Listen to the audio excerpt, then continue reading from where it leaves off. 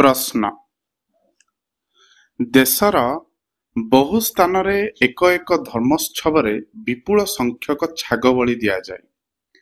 ମନ୍ଦିରର ସମ୍ମୁଖବର୍ତ୍ତୀ ପଥ ଓ ପ୍ରାନ୍ତର ରକ୍ତରଞ୍ଜିତ ହୋଇଯାଏ। କଞ୍ଚା ମାଂସ ଓ ରକ୍ତର ଗନ୍ଧରେ ମନ ବିକାରଗ୍ରସ୍ତ ହୁଏ। ଏହା କେତେ ଦୂର ଯଥାର୍ଥ? ଉତ୍ତର। ଥରେ ଜଣେ ଲେଖକ କୌଣସି ଅନୁଷ୍ଠାନ ଉପଲକ୍ଷେ ଏକ ସହରକୁ ଯାଇଥିବା ବେଳେ ଜଣେ ସ୍ଥାନୀୟ ବିଶିଷ୍ଟ ନେତାଙ୍କର ସହକାରୀ ଜଣେ ଉପନେତା ଜନସାଧାରଣଙ୍କ ଉଦ୍ଦେଶ୍ୟରେ ଲିଖିତ ଗୋଟିଏ ଆବେଦନ ପତ୍ରର ଖସଡ଼ା ଧରି ତାଙ୍କୁ ଆସି ଭେଟିଲେ। ସେଠାକାର ଏକ ପ୍ରାଚୀନ ମନ୍ଦିରରେ ଆଦ୍ୟରୁ ପ୍ରଚଳିତ ବଳି ପ୍ରଥା ବନ୍ଦ କରିବା ନିମନ୍ତେ ବିଶିଷ୍ଟ ବ୍ୟକ୍ତିବର୍ଗଙ୍କର ଦସ୍ତଖତ ସମ୍ବଳିତ ସେ ପତ୍ରରେ ଲେଖକଙ୍କୁ ମଧ୍ୟ ତାଙ୍କ ସନ୍ତକ ଦେବା ନିମନ୍ତେ ଅନୁରୋଧ ଜଣାଇଥିଲେ ନେତା। ଲେଖକ ପଚାରିଲେ, ନେତା ଏବଂ ପତ୍ରବାହକ ଉପନେତା ମାଂସଭୋଜୀ ନା ନିରାମିଷାସୀ? ଉତ୍ତର ମିଳିଲା, ଉଭୟ ମାଂସଭୋଜୀ। ଲେଖକ ପ୍ରଶ୍ନ କଲେ, ଆପଣମାନେ ଛାଗଳ ଆଦି ମାଂସ ସିଧାସଳଖ ଭକ୍ଷଣ କରନ୍ତି? ବଳିଦାନକାରୀମାନେ ପ୍ରଥମେ ସେ ଚିଜ ସେମାନଙ୍କ ଆରାଧ୍ୟ ଦେବୀଙ୍କୁ ଉତ୍ସର୍ଗ କରି ତତ୍ପରେ ଭକ୍ଷଣ କରନ୍ତି। କିଏ ଅଧିକ ଉନ୍ନତ? ଉପନେତାଙ୍କ ପାଇଁ ପ୍ରଶ୍ନଟି ଥିଲା ଅପ୍ରତ୍ୟାଶିତ।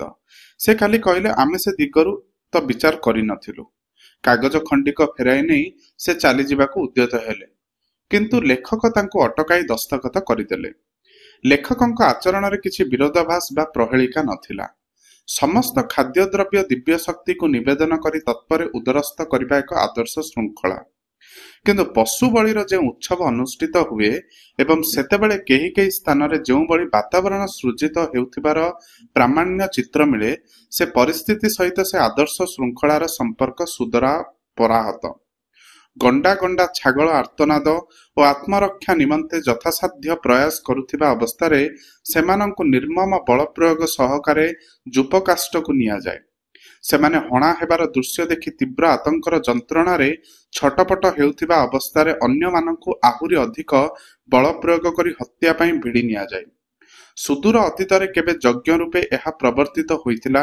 ଛାଗ ବା ଅନ୍ୟ ପଶୁମାନଙ୍କ ଉଲ୍ଲେଖ କେତେ ଦୂର ବାସ୍ତବ ଓ କେତେ ଦୂର ପ୍ରତୀକାତ୍ମକ, ତାହା ଏକ ମୌଳିକ ପ୍ରଶ୍ନ। କିନ୍ତୁ ଆଜି ସାମୂହିକ ବଳି ଅନୁଷ୍ଠାନ ଯେଉଁ ରୂପ ନେଇଛି, ତାହାର ଚିତ୍ର ଆଚାର ଅନୁଷ୍ଠାନର ଆଧାର ଯେଉଁ ସବୁ ପ୍ରାମାଣ୍ୟ ଉପପୁରାଣ, ସେସବୁରେ ନାହିଁ। ପ୍ରକ୍ଷିପ୍ତ ତଥା ଅପ୍ରାମାଣ୍ୟ ଉପପୁରାଣ ମାନଙ୍କରେ ବି ରହିଛି କି ନାହିଁ ସନ୍ଦେହ। ଏହି ସବୁ ଅନୁଷ୍ଠାନ ବେଳେ ଦିବ୍ୟ ଶକ୍ତିର ଆରାଧନା ନିମନ୍ତେ ସର୍ବନିମ୍ନ ଆବଶ୍ୟକତା ଯେଉଁ ପବିତ୍ର ଭକ୍ତିଭାବ, ସତ୍ୟ ଶିବ ସୁନ୍ଦର ପ୍ରତି ଯେଉଁ ଅନୁଗାତ୍ୟ, ତାହା ରହିବା ସମ୍ଭବପର କି? ଆମ ଚେତନାର ଜଳବାୟୁ ଯାହା ହେଉନା କାହିଁକି, ସ୍ଥୂଳ ଜଳବାୟୁରେ ଥାଏ କି ଅତିବାଶକ୍ୟ ଚନ୍ଦନ, ବିଲ୍ବ ବା ତୁଳସୀ, କର୍ପୂର, କସ୍ତୁରୀ, ଧୂପ ଓ ନାନାଦି ପୁଷ୍ପର ମହକ? ବ୍ୟାପିଥାଏ କଞ୍ଚା ରକ୍ତର ଗନ୍ଧ। ମନ୍ତ୍ର ପାଠକୁ ବଳି ଶୁଭୁଥାଏ ଅସହାୟର ଆର୍ତ୍ତନାଦ।